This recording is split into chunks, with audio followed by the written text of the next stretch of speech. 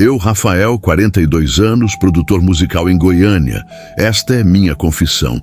Meu nome é Rafael, tenho 42 anos e trabalho há 15 como produtor musical aqui em Goiânia. Sempre fui um homem de fé, criado na igreja evangélica. Minha vida tinha um rumo, um propósito. Até 2018, quando perdi minha esposa Clara num acidente brutal na BR-153. O mundo desabou. Entre a dor e o desespero, afundei-me na bebida, sozinho no meu estúdio, a Madre Silva, onde já havia produzido tantos sucessos sertanejos. Na véspera de Natal daquele ano, por volta das 10 da noite, ouvi batidas na porta. Abri e encontrei um rapaz pálido, de uns 28 anos, olhos vermelhos de chorar. Segurava um papel trêmulo, a certidão de óbito da mãe. "Você é o Rafael? O produtor famoso?" Ele perguntou, voz embargada. Era Vicente. Ele entrou e desabou. Contou que a mãe falecera de câncer após 3 meses numa fila do SUS. 3 meses, Rafael. Se eu tivesse dinheiro, ela estaria viva, soluçou. Então, proferiu as palavras que ecoariam para sempre na minha alma. Eu faria qualquer coisa mesmo, para nunca mais ver alguém que amo morrer por falta de dinheiro. No exato instante, as 6 velas aromáticas do estúdio apagaram-se simultaneamente. Sem vento, sem explicação. Uma escuridão total e um frio sobrenatural percorreram minha espinha. Algo inexplicável havia acontecido. Tentei ajudá-lo, ofereci gravar uma homenagem à mãe dele, mas a sessão foi um pesadelo. Ao cantar a palavra Jesus, sua voz distorceu e uma segunda voz gutural, sussurrando em latim, ecoou nos fones. Meu técnico Alberto ficou transtornado. Paramos a gravação quando marcas roxas, como de dedos invisíveis, apareceram no pescoço de Vicente. Todas as tentativas de gravar aquela música falharam de formas bizarras. Poucas semanas depois, Vicente voltou transformado. Os olhos, antes cheios de dor, agora tinham uma frieza metálica. Trouxe uma nova música, Alma Gélida, que dizia ter sonhado. A melodia era um hit instantâneo, grudante e perfeito. Estranhamente, ele agora usava um anel prateado com símbolos indecifráveis. Quando por curiosidade tentei tocá-lo, uma queimadura intensa marcou meus dedos, embora Vicente jurasse que o metal estava frio. Daquele dia em diante, o sucesso de Vicente explodiu de forma sobrenatural. Alma Gélida viralizou em 72 horas, com mais de 2 milhões de visualizações. Contratos milionários com a gravadora Sonora Brasil surgiram do nada. Era como se o universo conspirasse a seu favor, mas uma sensação profunda me dizia que não era o universo. Foi então que ela apareceu. Senhora Valéria, uma empresária de 45 anos, vestindo terno preto impecável e exalando um perfume adocicado que sutilmente lembrava enxofre. Seus olhos eram escuros demais e ela conhecia detalhes íntimos de nossas vidas. Valéria assumiu o controle da carreira de Vicente com uma eficiência aterradora. Sob sua orientação, Vicente começou a fazer doações estratégicas. Uma família carente recebeu R$50 mil. O pai, um senhor de nome Orlando, morreu num acidente banal, menos de 24 horas depois. Quando comentei a tragédia, Vicente apenas encolheu os ombros. "Pelo menos a família está financeiramente resolvida", disse com uma frieza que me gelou. Os fenômenos sobrenaturais se intensificaram. Gravações de Vicente passaram a conter uma segunda voz fantasma. Relógios no estúdio atrasavam exatos 6 minutos e 66 segundos. Acordava com terra de cemitério nos sapatos. Minha sombra se movia sozinha. 3 concorrentes diretos de Vicente sofreram infortúnios inexplicáveis. Um perdeu a voz, outro sofreu um acidente grave, um terceiro entrou em depressão profunda. O ápice do meu terror foi quando encontrei um caderno negro deixado por Vicente. Suas páginas estavam cheias de símbolos demoníacos escritos com tinta vermelha. No final, uma lista de nomes e datas. Reconheci os 3 cantores. E no final da lista, meu nome, Rafael, 15 de abril de 2019. 3 semanas. Era o prazo que me restava. Procurei desesperadamente meu amigo de infância, o Padre Mateus. Ao contar minha história, sua expressão tornou-se grave. Ele tentou benzer o estúdio, mas a água benta ferveu dentro do frasco quando o nome de Vicente foi mencionado. Há forças muito sombrias agindo aqui, Rafael. Ele sussurrou pálido. Você precisa sair, agora. A data fatídica se aproximava. Na quinta-feira santa, durante um show de Vicente, vi uma criança no público, a imagem do filho que eu e Clara perdemos. Ele me olhou, apontou para Vicente e depois juntou as mãozinhas em oração, apontando para o céu. A mensagem era clara. Fugi. Deixei tudo para trás. Abandonei minha carreira, meu estúdio, minha vida em Goiânia. Mudei-me para a pacata cidade de Pirenópolis, onde trabalho como carpinteiro, ajudando na construção de uma capela. É um trabalho honesto, uma penitência, uma oração. Carrego comigo o terço que pertenceu a Clara. É minha âncora, minha proteção. O dia 15 de abril passou. Soube que Vicente sofreu um pequeno acidente de carro naquele dia. A maldição tentou me alcançar, mas a proteção divina, buscada naquela capela inacabada, me salvou. Agora, após 4 anos de silêncio, quebro o meu juramento. Minha sobrinha, uma menina de 11 anos, começou a ter pesadelos. Ela descreve um homem que canta e diz que ele vem me buscar. Sei que é Vicente. Sei que ele ainda me observa de alguma forma. Seu sucesso continua meteórico, mas eu conheço o preço. Conto esta história não por vingança, mas como um alerta. Há custos ocultos em alguns caminhos para o sucesso, preços que não devem ser pagos, pactos que não devem ser feitos. Algumas portas, uma vez abertas, nunca se fecham completamente. E o preço final? Bem, o preço final é a própria alma. Esta é a minha confissão. Esta é a verdade por trás da música. Meu nome não importa.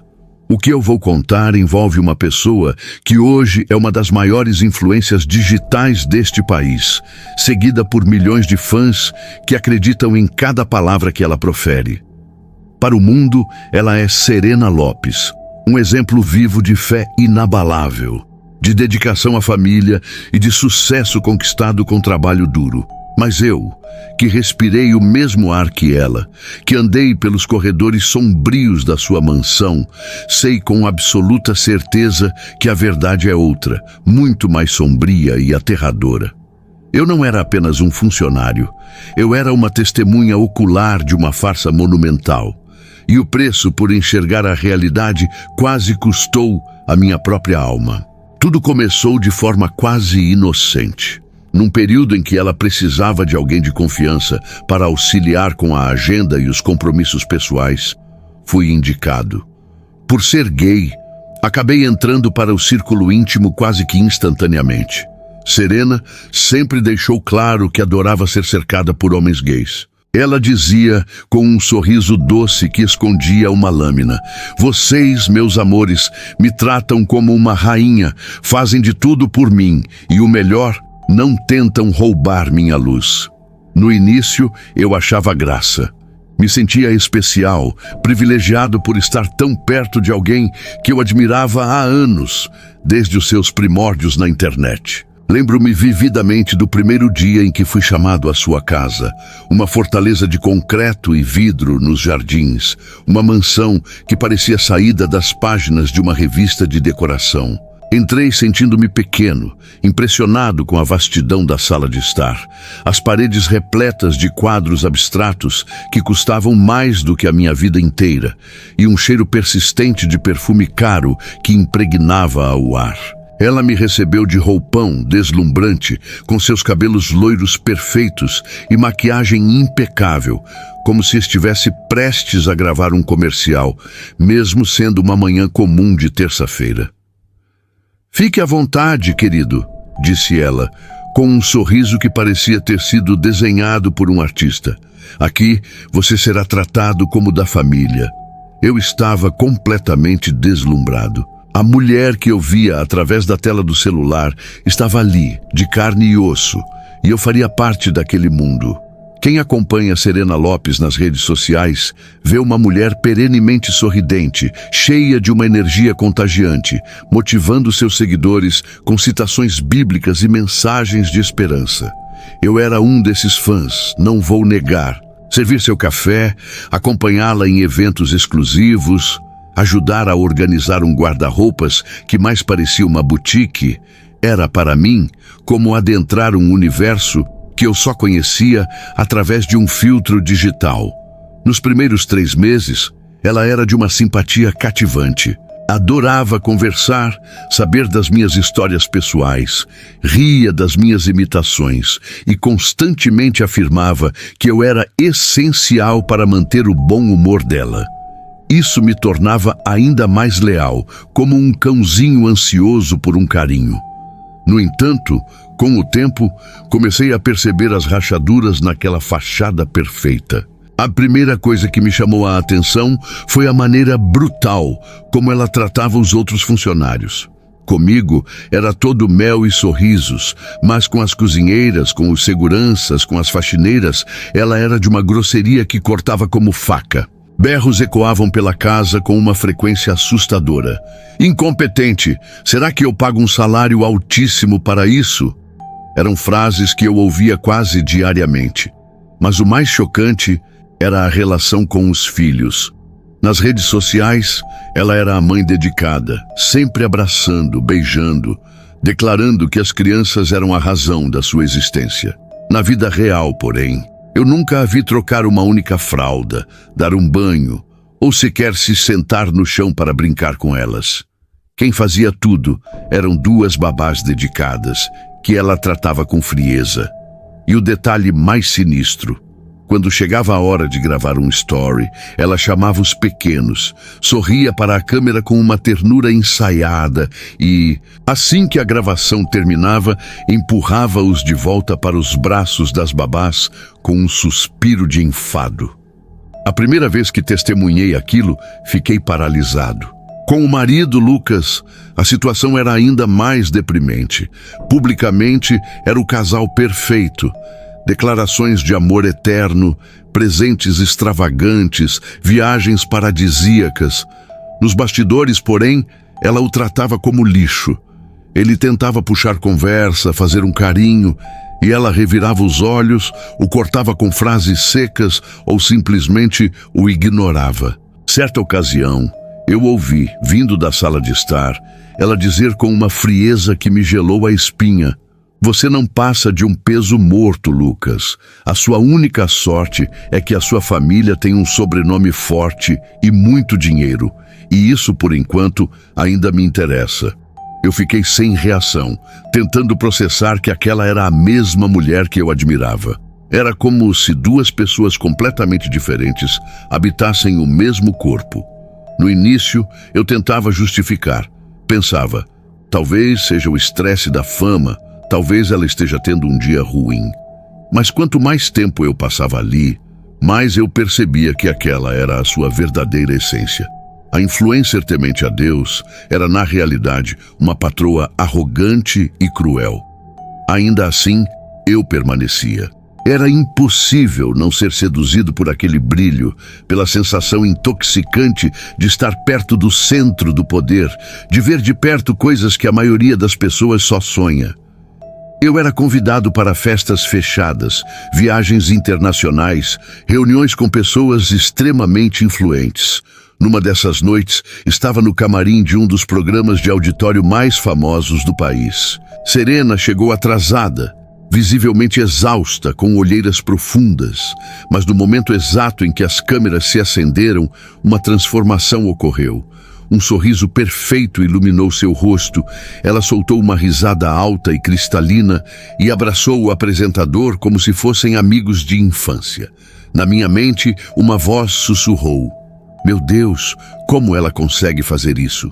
Na volta para casa, dentro da van com os vidros escurecidos, ela ligou o som alto e disse, rindo para mim: "O público é tão ingênuo, acredita em tudo que vê. É só eu dar um sorriso falso e pronto. Todos estão na palma da minha mão." Aquilo começou a corroer por dentro, porque eu via nos comentários das redes sociais pessoas se emocionando com ela, mães que escreviam longos textos agradecendo por sua existência, jovens que choravam de emoção ao conhecê-la. E para Serena, tudo aquilo não passava de estatística. Aos poucos, a admiração que eu sentia foi se transformando em um desconforto físico, difícil de engolir. Eu continuava, é claro. O salário era excelente e eu me apaixonara pelo estilo de vida luxuoso. Mas foi durante uma noite específica, o aniversário de sua filha mais velha, que comecei a enxergar a dimensão real daquela farsa. A festa foi em uma casa de eventos de alto padrão, toda decorada, com motivos de contos de fada, com doces espalhados por toda parte e uma dúzia de fotógrafos profissionais registrando cada momento. Quando chegou a hora de cantar os parabéns, Serena pegou a menina no colo, sorriu de orelha a orelha, cantou em voz alta, posou para as câmeras de todos os ângulos e no instante em que as luzes do bolo se apagaram, devolveu a criança para a babá como se estivesse descartando um objeto pesado. Vi em seus olhos um tédio profundo, como se aquele momento de alegria familiar fosse apenas mais uma obrigação entediante, uma encenação a ser cumprida. Naquela mesma noite, cercada por outras celebridades, influenciadores e empresários, uma de suas amigas mais próximas, uma atriz famosa, comentou: "Serena, você é verdadeiramente iluminada. A sua vida é um presente divino.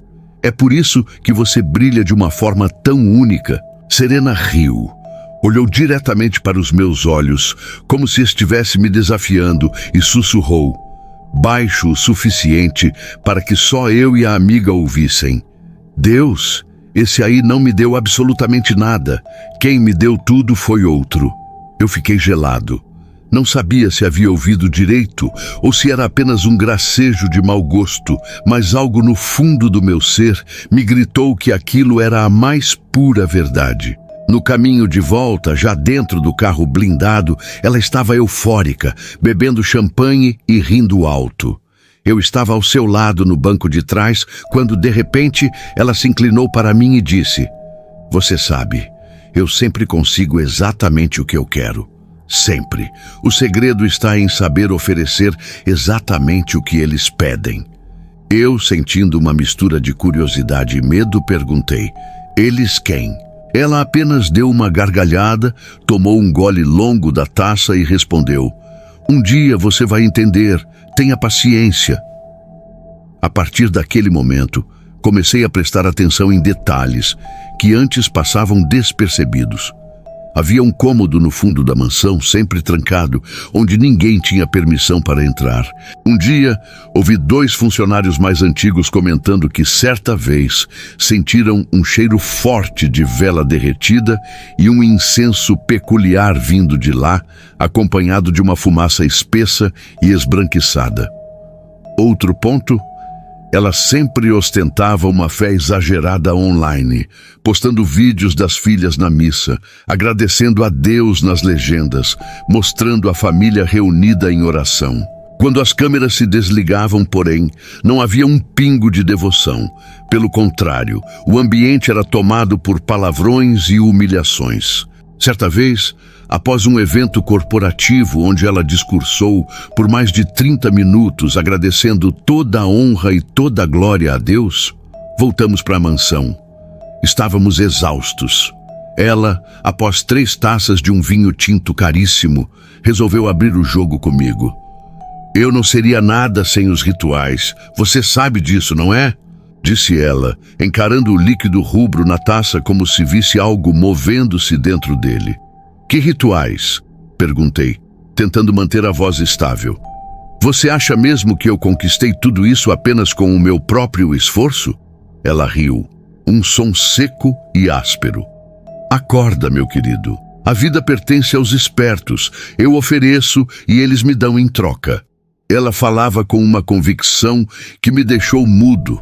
Parecia orgulhosa da própria perdição. Depois, mudou de assunto abruptamente, como se tivesse percebido que havia deixado escapar algo importante. Mas aquela conversa ficou gravada a fogo na minha memória. Comecei a reparar também na forma como ela se referia ao Lucas longe das câmeras. Aquele homem é um completo zero à esquerda. Só serve porque o sobrenome da família abre portas. Mas até isso está começando a me cansar. Ela desabafava, rolando o feed infinito das redes sociais.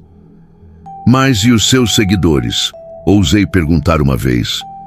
Eles acreditam que vocês são o casal perfeito.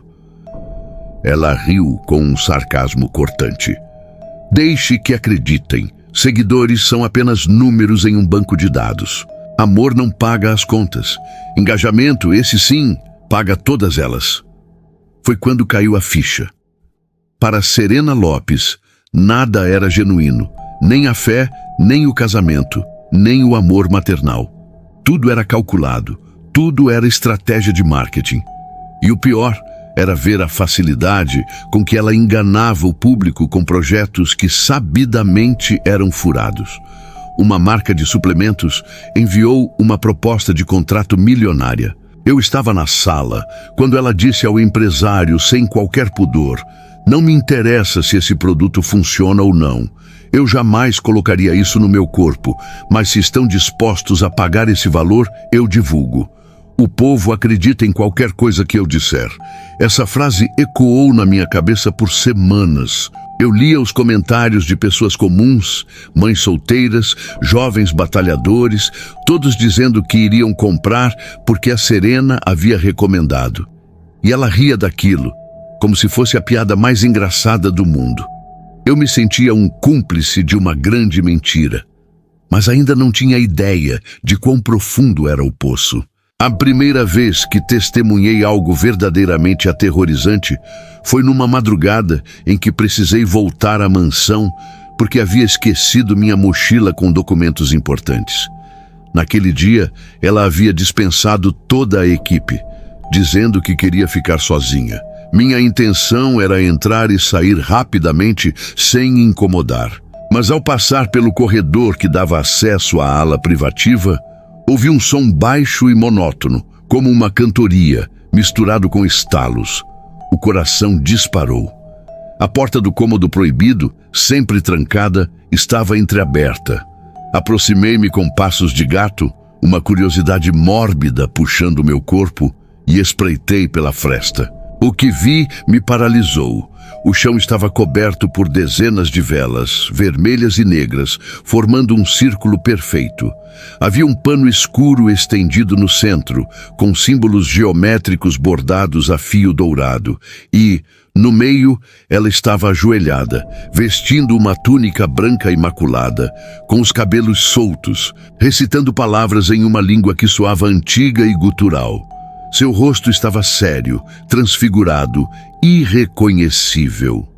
Não era a mulher sorridente das câmeras. Era uma estranha, uma sacerdotisa de algo que eu não ousava nomear.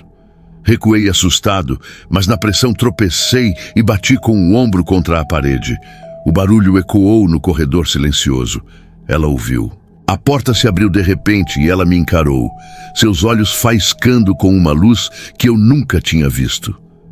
"O que você está fazendo aqui?"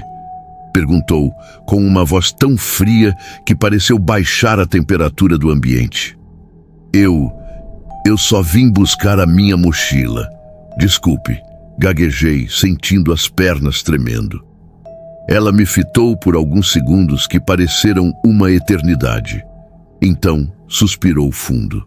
"Se alguém, e eu quero dizer qualquer pessoa, perguntar sobre o que você viu aqui hoje, você não viu absolutamente nada. Está claro?" Eu balancei a cabeça rapidamente, sem fôlego para dizer uma só palavra.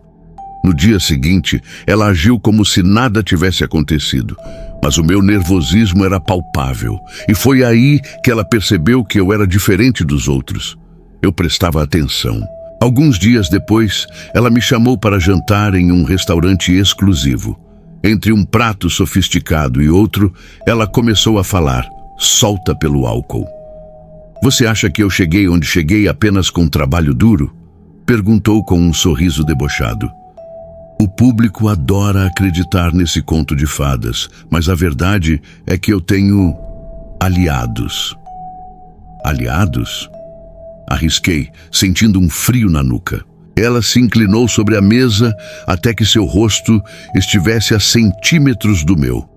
Eu sirvo forças que a sua mente limitada sequer pode começar a imaginar. Fiquei sem ar. A firmeza em sua voz não deixava espaço para dúvidas. Aquilo não era uma metáfora. Comecei, então, a conectar os pontos. Lembrei-me de uma vez em que ela me pediu, com o máximo de sigilo, para comprar em uma feira distante em Osasco, uma caixa com 6 galinhas pretas vivas. Na época, achei estranho, mas cumpri a ordem sem questionar. Agora, aquele pedido bizarro fazia um sentido horripilante. Ela sempre conseguiu o que quis. Lucas não queria se casar no início, mas de repente ela engravidou e o casamento aconteceu. Ela mesma, embriagada, confessou. Ele resistia, mas ninguém resiste quando as entidades atuam a meu favor. Pedi um herdeiro e ele veio. Simples assim. Ela também falava abertamente sobre trocar de marido. Preciso de alguém com mais fama, mais dinheiro, para me manter no topo, dizia. Estou de olho em um jogador de futebol. Imagina o alcance? Contou irritada que um plano com um atleta específico não dera certo. Mas não importa, disse com frieza. Sempre aparece outro. Cada revelação era um golpe no meu estômago. Eu não sentia mais admiração, apenas um medo crescente. Estava preso em uma teia de mentiras e algo muito mais sombrio. E o mais aterrorizante era que, enquanto eu definhava por dentro, sabendo da podridão, milhões de pessoas ainda a veneravam como um exemplo. Eu sabia que aquilo tinha um preço, e quem estava próximo dela pagava com sua própria energia vital. O que realmente me fez entender a extensão daquilo foi uma viagem de trabalho ao Rio de Janeiro. Após um dia exaustivo de gravações, ela me chamou em seu quarto de hotel. Estava na varanda, olhando para o Mar Negro com uma taça de vinho. Seus olhos estavam vermelhos de chorar. Você acha que a minha vida é fácil, não é? Disse, sem me olhar. Todo mundo acha. Ela riu, um som amargo. Pois não é. Tudo que eu tenho, eu pago um preço. Tudo. Então, levantou-se e abriu uma mala discreta que trouxera à parte. De dentro tirou velas coloridas, um maço de ervas secas e um frasco de vidro escuro com um líquido espesso. Espalhou tudo sobre a mesa com uma naturalidade assustadora. Hoje é noite de reforçar os laços, anunciou, riscando símbolos em uma folha de pergaminho. Reforçar o quê? Perguntei a voz trêmula. Ela ergueu os olhos. Pactos não se mantêm sozinhos, meu caro. Em choque, observei enquanto ela acendia as velas, misturava as ervas com o líquido escuro e recitava frases naquela língua ancestral. O ar no quarto ficou pesado e difícil de respirar, e um cheiro adocicado e enjoativo tomou conta do ambiente. Juro que por um instante senti uma presença invisível passar rente a mim, arrepiando cada centímetro da minha pele. Quando terminou, ela apagou tudo metodicamente, como se fosse uma tarefa doméstica comum.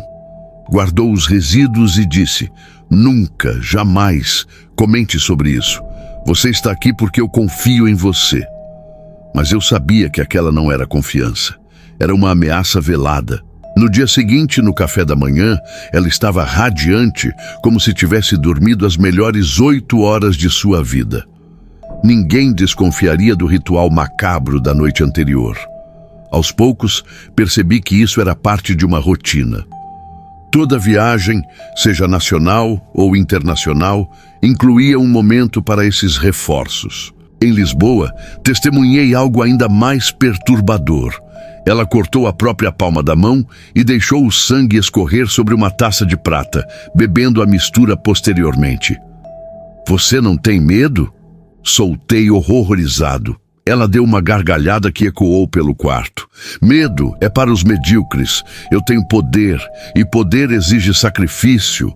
Ela realmente brilhava, mas era um brilho doentio, artificial, que parecia consumir a luz ao seu redor. As pessoas que trabalhavam para ela, babás, seguranças, maquiadores, pareciam sempre cansadas, pálidas, com a saúde fragilizada. Eu mesmo comecei a sentir os efeitos. Um cansaço profundo que nenhuma noite de sono curava, olheiras permanentes, uma sensação de vazio. Enquanto isso, Serena florescia, cada vez mais jovem e vibrante. Era como se ela se alimentasse da vitalidade de quem a cercava. O estopim final, o momento que me fez saber que eu tinha que fugir, foi um evento privado na mansão. Uma noite, com a família fora, ela reuniu um pequeno grupo de pessoas influentes. A sala principal foi transformada. Velas vermelhas e pretas formavam um círculo, e no centro havia uma mesa com oferendas estranhas. Frutas, vinho tinto e uma tigela de metal com um líquido escuro e espesso. Serena, vestindo um manto negro, liderava a cerimônia. A linguagem era a mesma, gutural e antiga. Em um momento, um dos empresários presentes pegou uma adaga e fez um corte superficial em seu próprio braço, deixando o sangue escorrer na tigela. Os outros seguiram o exemplo. Quando a tigela chegou a mim, minhas mãos tremiam incontrolavelmente. Ela me encarou. Seus olhos pareciam completamente negros na penumbra. Você também faz parte deste círculo agora. Eu senti um pânico visceral. Eu não posso, sussurrei.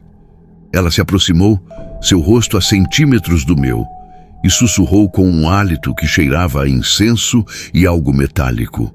Se você está aqui, não há mais volta. A porta para sair já se fechou para você.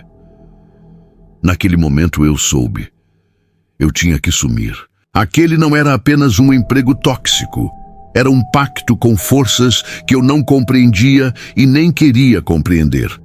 A energia naquela sala era tão pesada e maligna que eu mal conseguia respirar. Saí dali tremendo, com a certeza de que se não fugisse naquela noite, eu jamais sairia com vida, ou pelo menos com a minha sanidade intacta. Planejei minha saída em segredo absoluto. Consegui outro emprego, apaguei meus rastros digitais, mudei meu número de telefone. No dia em que deixei a mansão pela última vez, devolvendo as chaves e o celular corporativo, senti um peso de toneladas sendo retirado dos meus ombros. Os primeiros dias foram de um medo paralisante. Toda sombra me assustava, todo barulho me fazia saltar. Aos poucos, porém, a névoa escura que envolvia a minha mente começou a se dissipar. O cansaço crônico diminuiu. O sono voltou a ser reparador. Hoje, olho de longe. Vejo Serena Lopes nas redes sociais, com seus milhões de likes, seu sorriso perfeito, sua vida de conto de fadas. Ela se separou do Lucas, que, curiosamente, parece ter renascido após o divórcio, mais saudável e feliz do que nunca. E ela já está dando indícios de um novo romance com um famoso jogador de futebol, é claro. O ciclo se repete. Mas eu sei das plásticas secretas, dos rituais nas madrugadas, dos pactos selados com sangue, da feiticeira na África que ela visita anualmente para renovar suas forças. Sei que a sua fé é uma farsa, o seu amor é uma estratégia e o seu sucesso foi comprado com um preço que a maioria da humanidade sequer concebe. Eu vivi para contar esta história. Espero que um dia a máscara dela caia e todos vejam a verdade que se esconde por trás daqueles olhos brilhantes. Mas se isso não acontecer, tudo bem. Eu fiz a minha parte, eu escapei. Finalmente, depois de tanto tempo vivendo na sombra dela, posso dizer que estou livre. E a liberdade, meus amigos, não tem preço.